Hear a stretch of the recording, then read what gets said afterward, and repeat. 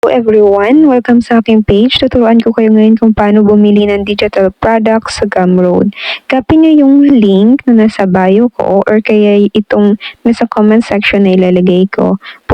Yan, copy niyo yan. Tapos, yung nakopy niyo ng link, punta kayo sa Google or Chrome. Punta kayo dyan sa search bar and then dyan nyo ipipaste yung nakopy niyo na link. Ayan. Kailangan nagsisimula siya sa HTTPS. Tanggalin natin yung sumama na username natin. Tanggalin. HTTPS dapat ang unahan para lumabas. Then search bar, search icon. Ayan. Didiretso kayo doon sa profile ng ating Gumroad. And then makikita nyo dyan sa baba yung mga product with its price. Ayan. Pili kayo dyan ng gusto nyo. Meron tayong kids storybook, busy book, at saka resume template. Yan na yung mga available natin. At kapag nakapili na kayo, click nyo yung napili nyo. And then, makikita nyo ito. Ayan. Pwede nyo basahin yung description dyan para alam nyo kung ano yung makukuha nyong product. Ayan.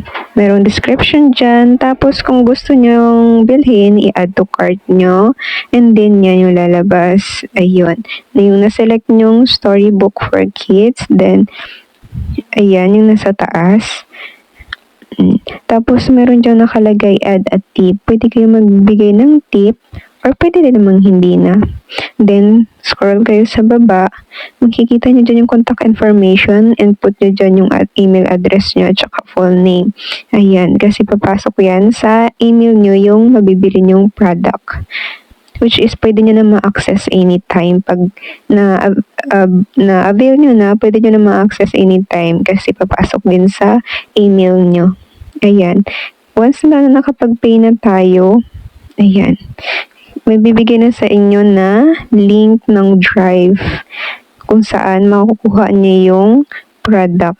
Ayan, kapag na-click nyo na, diretso kayo yan sa Drive. Ayan, makikita nyo na yung product, then pwede nyo nang i-open, i-download. Pwede nyo na yung i-download at pwede nyo nang may print. Ayan.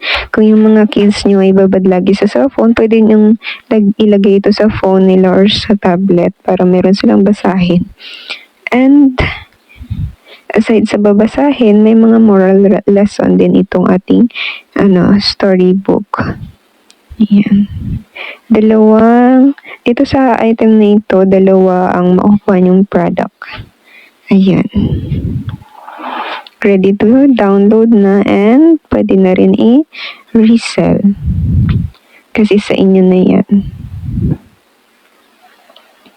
Ayan. And then, sa mga mag-avail nito, meron kayong marireceive na free template ng photo booth. Ayan.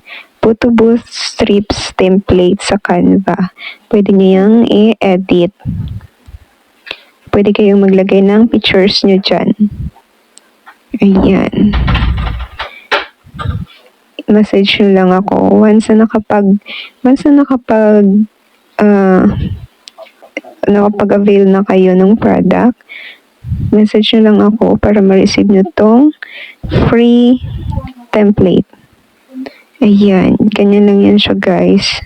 Insert nyo lang yung pictures. Ayan. Tapos, drag nyo lang dyan sa, anong tawag dito? Drag nyo lang dito sa frame. Ayan. Papasok na yung pictures nyo dyan. Feel free to message me and follow. Follow nyo ko, guys. Ayan. Sa lahat ng mga ka-avail, free nyo na itong makukuha yung template ng photo booth strips. Ayan. Pwede nyong gamitin to sa parties. Pwede nyong gamitin sa story nyo. Your, template. Yes. This is a template, guys. Hindi siya naka-PDF. So, pwede nyo siyang i-edit sa Canva. So, ayan siya, 10 photo booth strips ang makukuha nyo sa lahat ng mag-a-avail. Thank you!